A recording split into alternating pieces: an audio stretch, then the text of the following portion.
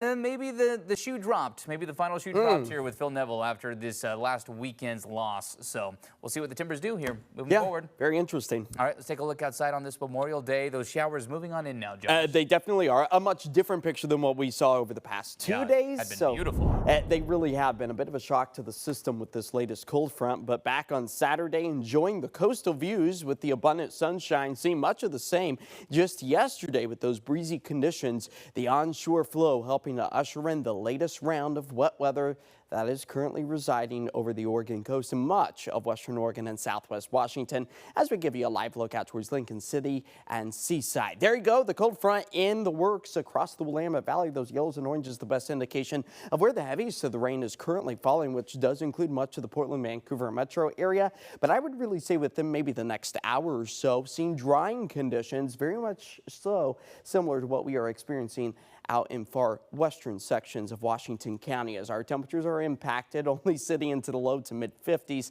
a far cry from the nearly 80-degree temperatures we were experiencing this time yesterday, as our rain gauges are quickly starting to fill up. This is a happy sight to see, as persistently we've been falling under some form of drought across the Beaver State, as the wet weather is all thanks to this low pressure system and trough. But you'll notice that some ups and downs are ahead for us over the next week. A ridge of high pressure pushing some warmer temperatures into the Pacific Northwest before we start to work our way back in to the end of the week. That's where we expect to see this next trough of cooler and potentially rainier air move its way back into the Pacific Northwest. So for the rest of the night tonight, a few scattered rain showers, not as widespread or as persistent as what the valley is experiencing right now. We'll hold on to the mostly cloudy skies until about Tuesday evening. Then we start to see them break down, maybe clipped with a brief rain shower or two before sunrise on Wednesday, before that sunshine takes back over again. But the coast, you're definitely going to be on the cloudier side over the next several days, as the next 48 hours or so brings us a couple of 1/100ths to a 1/10 of an inch for the I-5 corridor,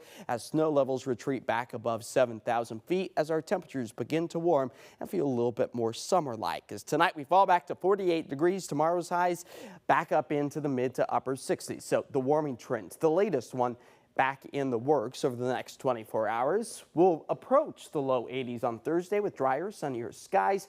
And then we're hit with another storm system, that trough of colder and potentially wetter air on Friday, just to start warming things back up again for the later half of next weekend.